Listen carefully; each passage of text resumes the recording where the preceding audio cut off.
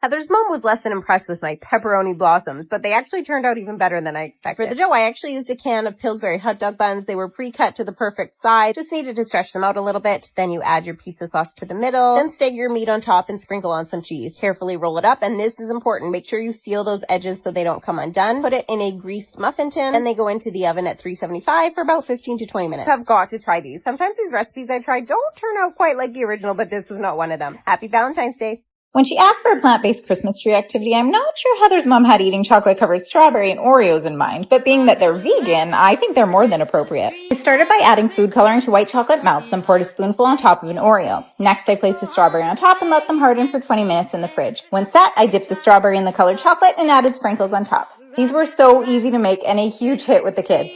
Highly recommend trying these out. Merry Christmas! Heather's mom wasn't excited about our sweet and salty pencil treats, but I'm sure your new teachers will be. Start by sharpening the end of a pretzel stick, but please make sure to use a brand new and well-washed sharpener. For the eraser, we melted some white chocolate and then added a capful of beet and cherry juice to make it the perfect pink color. Now use a black icing pen to draw the details on the top and to tip your pencil with lead. These are the perfect combination of sweet, salty, and crunchy, and although I thought I'd made a bunch, they did not last long at our house. Enjoy! Heather's mom wasn't a huge fan of these candy rings, but my kids sure were. Start by cutting up 2 peaches, then blend together until smooth. Pour in a pot under low to medium heat and add in your favorite sweetener. We used agave syrup. Meanwhile, squeeze half the juice from a lemon and mix together with 2 gelatin packets. Now add that to your warm peach mixture until it dissolves. Add in 1 tablespoon of beet or cherry juice to add some color to one of the bowls. Use 2 separate droppers to add both colors to your candy mold, then set in the fridge for 2 hours. Mix together half a cup of sugar and a tablespoon of citric acid, then toss in your candy rings. These are a perfect blend of sweet and sour. Enjoy! What's with the butter and sugar? Well, back in those days, when somebody died, it was customary to bury their body with herbs and spices. So the marshmallow is Jesus? Mm-hmm. And the crescent roll is the tomb. Mine's sealed so tight, he's never getting out. That's what they thought, too. All right, now we let them cool. What if mine's not empty? Well, then I guess we redo Easter. I call seconds if we do. Remember what the angel at the tomb said. He's not here. He is risen, just as he said he would. So they thought he'd still be there? Everyone did, until they saw that the tomb was empty. He's gone. It's just cinnamon there. Exactly. The tomb was empty, and that changed everything. Jesus said, "I'm the resurrection and the life. Whoever believes in me will live." So we're basically eating the Easter story? A sticky, sugary one. With eternal life inside. Amen. Hey, you guys, look what I picked up. Ugly sweater cookies. Can we make them right now? I was thinking we could actually have a little contest and see who can come up with the ugliest sweater. Great idea. Oh, I know exactly what I'm doing. Do you have a red over there? Can you pass the green?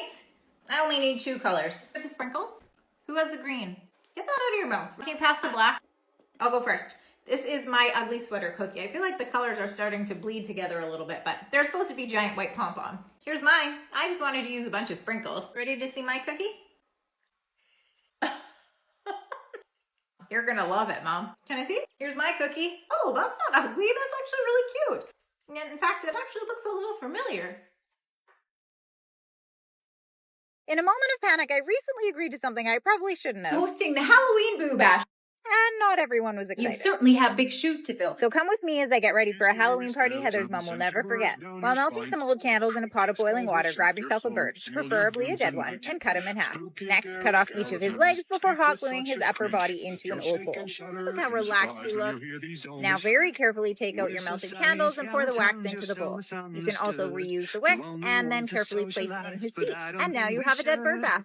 I cannot wait to see the look on Heather's mom's face when she sees this one. Happy Halloween. In a moment of panic, I recently agreed to something I probably shouldn't have. Hosting the Halloween Boo Bash. And not everyone was excited. You certainly have big shoes to fill. So come with me as I get ready for a Halloween party Heather's mom will never forget. Start by tying an elastic band around a tomato cage and place a foam head on top. Then to make her a little less friendly, add a pool noodle for arms and throw on an old sheet and add on some black eyes. I seriously love how she turned out. A little like E.T. on Halloween, but I still think she'll be the perfect greeter for when Heather's mom arrives. Happy Halloween. Our new Christmas tree looks really nice, but it doesn't smell like Christmas. I know, the real trees really do add that festive smell, but you know how I feel about them getting all pokey and the little needles falling everywhere. You don't need a real tree to make it smell like Christmas. Here, let me show you. In a big pot, add 3 orange slices, 2 cinnamon sticks, some pine leaves from your backyard, and some cranberries.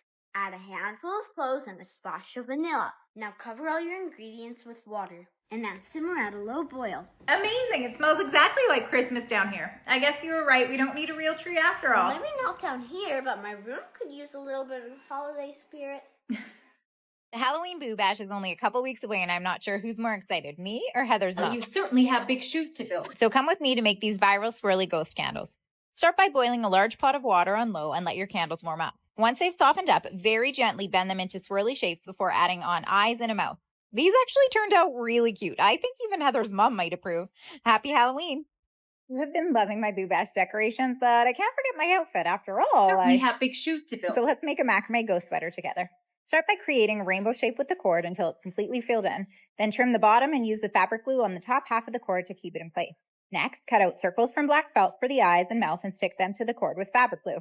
Now for the best part. I made a matching one for my mini. What do you think Heather's mom will have to say about these? Happy Halloween. You guys, I saved the best for last. When I saw this viral idea on TikTok, I knew I just had to try. I mean, someone has to be there to greet Heather's mom when she arrives to the Boo Bash. To make these witches, stuff some plastic bags together, then loop them through the end of a dollar store broomstick. Now drape a rectangular black tablecloth over top of the bags, and then a second drape the opposite way. Next, use a zip tie under the bags to create a neck for your witch. Then poke some holes into the side of a witch's hat and use another zip tie under the neck to hold it in place. I can't think of a better greeting party than these little ladies. I just hope they don't steal my broomsticks and fly away in the night. Happy Halloween! Can we have some mango ice cream? That sounds delicious, but I think what we have is vanilla. Aww. Well, I do have some frozen mangoes. We could have those on top. Why don't we just make our own? Make our own mango ice cream? It's easy. Here, let me show you. Add 2 cups of frozen mangoes, a quarter cup of lime juice, a quarter cup of honey, and blend it all up. And voila, mango ice cream. Oh my gosh. This is so good. But wouldn't it be technically mango sorbet since we didn't add any cream to it? I'm 6 years old. How should I know the difference? While this little blue bunny may not be the most aesthetic craft you make this Easter, I promise your kids will love it. Start by gluing down the middle finger of a latex glove, then flip the glove over. Next, glue down the pinky and thumb to create your little bunny's hands. For the bunny's face, you can glue on some googly eyes and a cotton ball or a colorful pom-pom for its nose. So cute! Complete your bunny's face by drawing on a mouth and whiskers with permanent marker. Now, place the glove over a styrofoam cup. You can wrap an elastic around the edge to better secure it. Finally, make a hole in the side of the cup with the straw, then tuck the bunny inside the cup. And voila, happy Easter! Mommy, my stuffy got hurt. No, poor guy. Looks like you might need a trip to the teddy bear clinic. How do we get there? Well, we might be able to set one up in our own living room. Here, let me show you.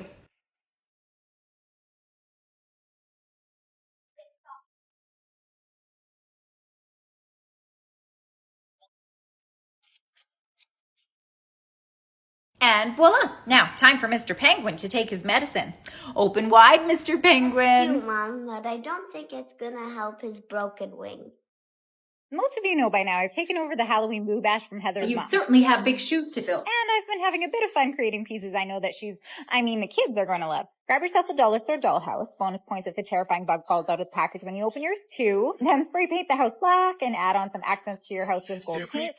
Then string through some orange lights from the dollar store, and now you have a haunted house. Just don't tell Heather's mom that I also painted the dolls to look like the twins in The Shining. Happy Halloween. Although these white chocolate skulls might not be dairy-free or sugar-free, they are delicious. Let's make them together. Start by melting some white chocolate at 20-second intervals until it's nice and smooth. Then pour a spoonful into these skull molds. Trust me, they are totally foolproof and linked in my storefront. Next, use a toothpick to dip in a raspberry and place it in the molds before filling them up by piping in more chocolate. Once they're full, just pop them in the fridge for a few minutes until they harden, and then very carefully pop them out of the molds. Then to give them a little bit of an old antique look, I just sprinkled on some cocoa powder, and voila! Happy Halloween!